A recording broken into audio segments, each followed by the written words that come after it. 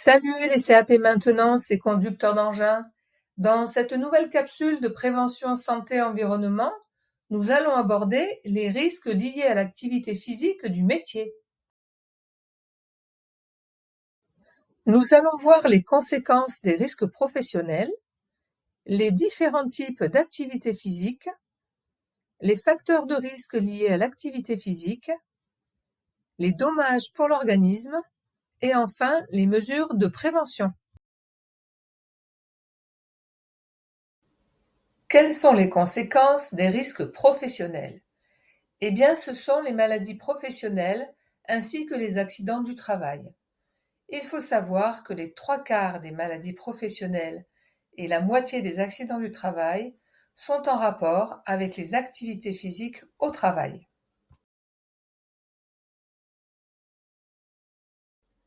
Il existe 2 types d'activités physiques au travail: l'activité physique dynamique et l'activité physique statique. En ce qui concerne l'activité physique dynamique, l'opérateur est en mouvement ou en déplacement. Il y a donc contraction et relâchement des muscles en alternance. Pour l'activité physique statique, l'opérateur, en revanche, est en position fixe. Il y a contraction des muscles en permanence. Quels sont les facteurs de risque dans une activité de travail?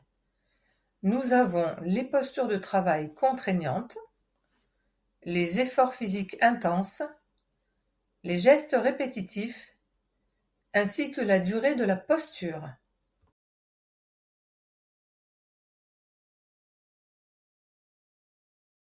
Pour les postures contraignantes, l'opérateur est souvent accroupi ou à genoux, dans une position inconfortable qui n'est pas naturelle.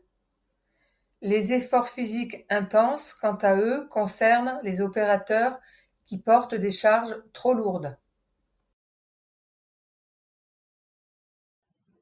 Les gestes répétitifs concernent les opérateurs qui effectuent toujours les mêmes gestes le long de la journée. Petit clin d'œil au film de Charlie Chaplin, Les temps modernes, qui l'illustre parfaitement.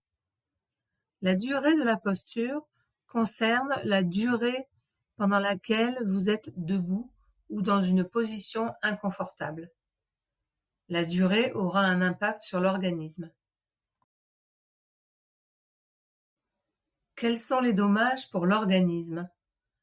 Ce sont les traumatismes, tels que les entorses, déchirures, plaies, coupures et autres fractures, de la fatigue musculaire qui se traduit par des crampes et des courbatures,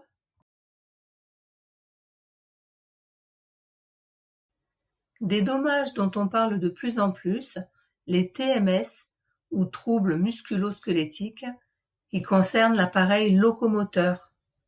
Cela se traduit par des lombalgies, tendinites, le syndrome du canal carpien, des cervicalgies et autres.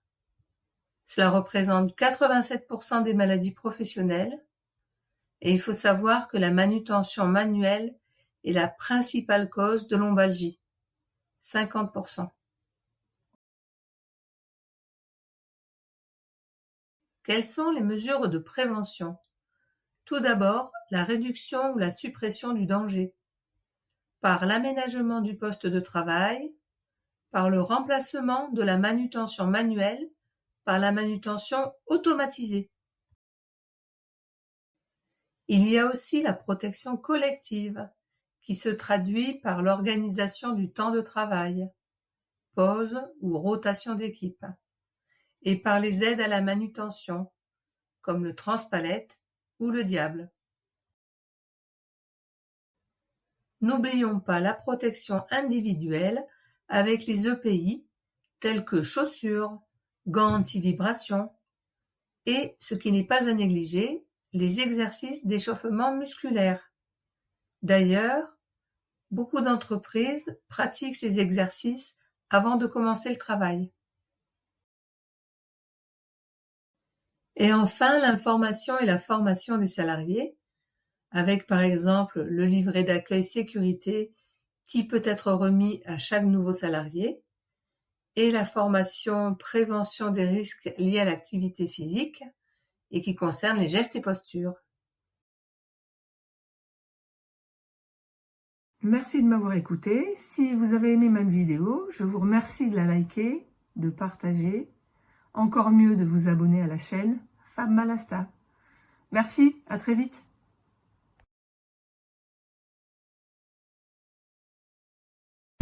Created using Powtoon.